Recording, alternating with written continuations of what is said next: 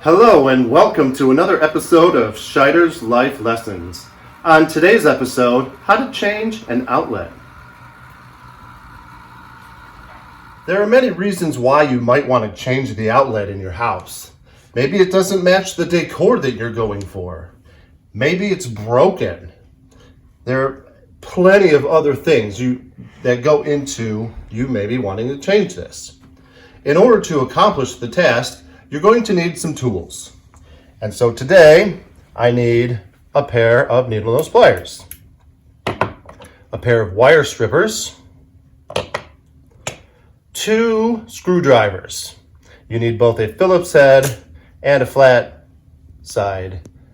Since my screwdriver is multi-tool, I only use one. I have a safety tester to confirm that the power is off. If you don't have one of these, you could just as easily use a lamp. If you plug it in and the light bulb goes out, the power's off. Obviously, you need a new outlet. You need a switch plate that will match the outlet. And in the box the outlets came in, of course, we have directions. You must always read the directions. They tell you what to do. Whenever you're working with electricity, you need to make sure you turn the power off, stupid. If you're working on these things with the power on, you can get electrocuted and die. If the switches in your basement or the fuses aren't working correctly, you can touch these and get into a lot of trouble, like death. When you're going to turn off the power, you need to find the switch panel. Most houses, it's in the basement. If your garage is attached to your house, there's a high probability that it is also in the garage. Here's mine in my basement. Here are all the safety switches in your house. Okay? They're on when they're pushed towards the center. They're off when you flip it out facing the outlet. Mine are all labeled, which if yours are not, I highly recommend you get that done. The plug that we are working on is in the family room receptacles. I'm going to just turn that off, and that will cut the power to the outlet so we can start our work. Using my tester, I can confirm that the power is off. Green means good. I put it in the outlet. Green is good, no power. I've cut the power.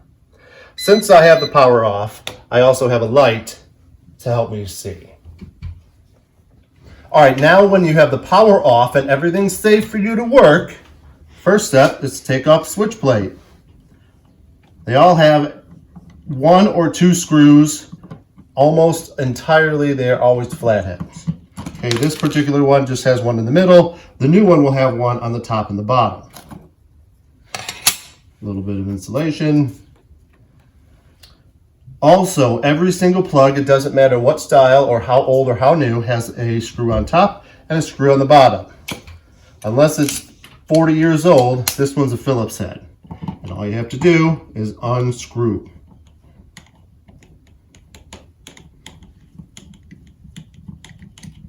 You're going to take them all the way out.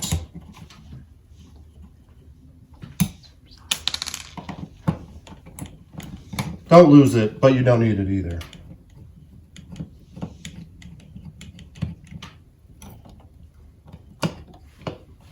And once those screws are out, once everything's unscrewed, you can pull it out. Depending on where this plug is in the wiring of your house, you're going to see either 3 wires or 5.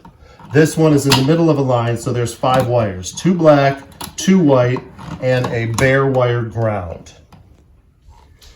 If your house is very old and you have only 2 holes for your outlet and no ground holes, that means when you take this off, there will not be a ground here. There are things you could do to jury-rig it to kind of fool the system, but I don't recommend any of that.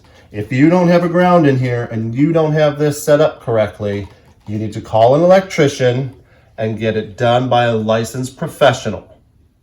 It's very important to have everything grounded correctly so that nothing happens, no fire or anything in the future. Hi, visitor. Sometimes you get visitors.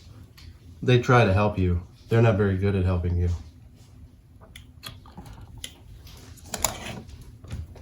All right, at this point, with the power off, things are taken apart, all you have to do, using your Phillips head, and these screws might be flathead if it's old enough, but most of the time they're Phillips head. All you have to do, take the wires out. Unscrew these. They get tight at the very end.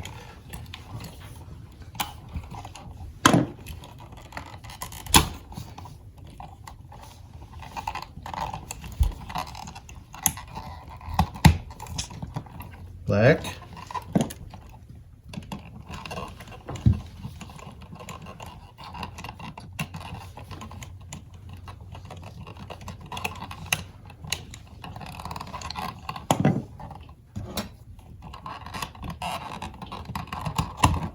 White.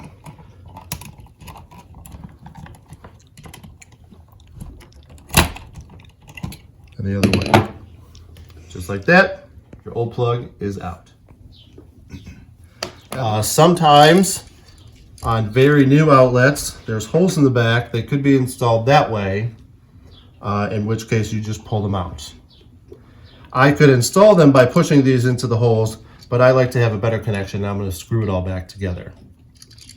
So, making sure these are ready to be installed, I use my needle nose to create a hook at the end of each wire that can get put into the screw.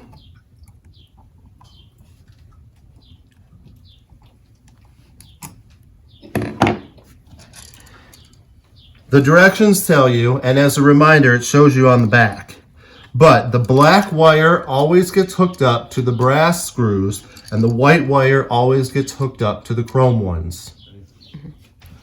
With the 5-wire setup, you need to make sure you're hooking up both black wires and both white wires.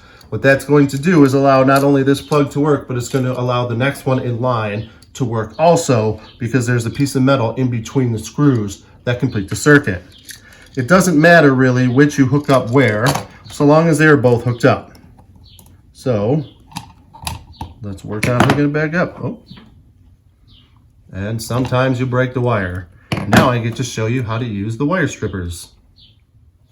Using your wire strippers, you're going to put the wire through the hole that matches the thickness of the wire, and you just crimp down and it comes off. You need about a centimeter of bare wire. Like I said earlier, we're going to turn this into a hook. Don't cut the wire if you don't need to, just to get a clear piece of metal. The shorter the wire is, the harder this is to do. The longer it is, the more room you have to work. All right, time to wire it back up. You're going to put the wires, the black ones, on the brass side. With the hook, makes it a little easier to get onto the wire, to get on the wire onto the screw. I use my needle nose pliers to bend things back into position a little bit. And then once you have it on there, screw it in tight. That's one.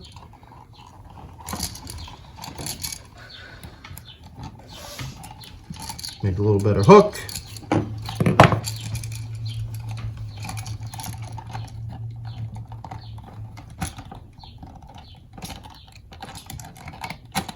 Get the hook on the screw.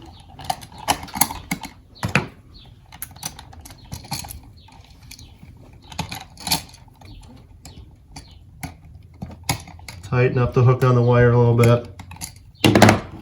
Tighten the screw.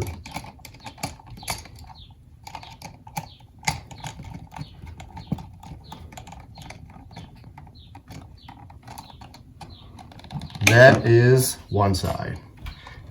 All right, once you have the other side, the white wires on the chrome screws, the exact same setup.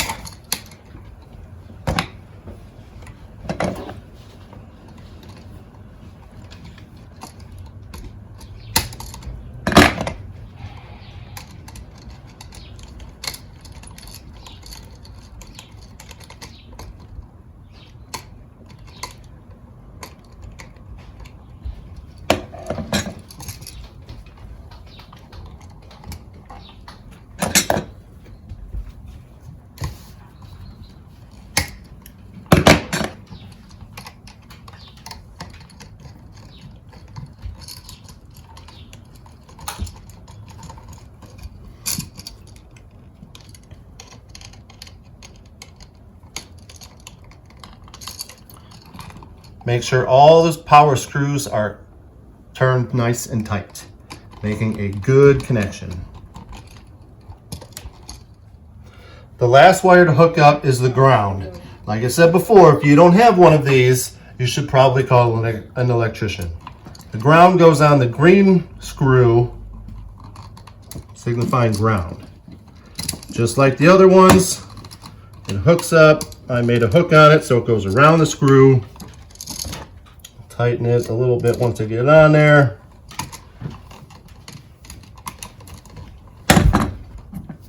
Screw it down nice and tight.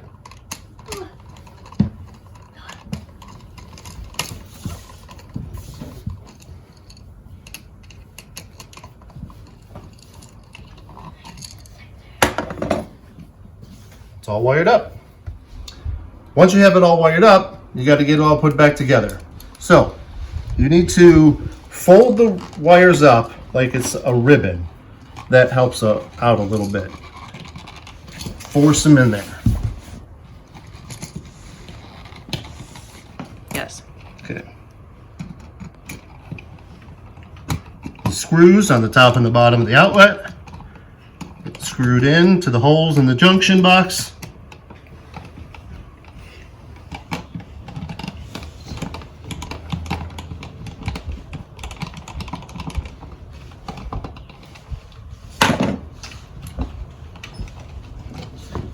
Bend the outlet a little, center it if you need to. The holes on all the plugs, the outlets, are oblong on the top and the bottom. That allows you to center and move the plug back and forth. So to make sure that this is not twisted or funny looking when you're done. So when you screw it back together, adjust as necessary to make it nice and square and centered up and down.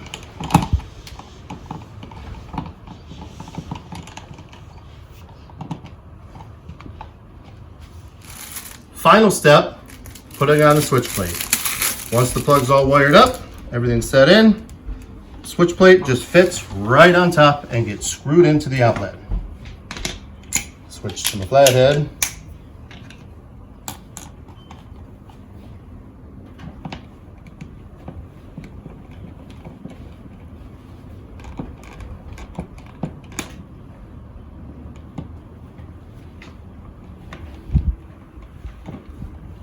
Most of these switch plates say unbreakable. That's false, you can break them. But if you screw them in so they're just tight enough, that's how you do that. Last step, turn the power back on. Now that we're done wiring up the outlet, I can turn the power back on. It's a lot harder to turn on than it is off. Close up your switch panel and head back up. Put the power back on. I'm going to use my tester to confirm that the power is flowing the way it's supposed to. Green, remember, was good. I test it, it flashes, turns red, showing me that there's power flowing through the circuit.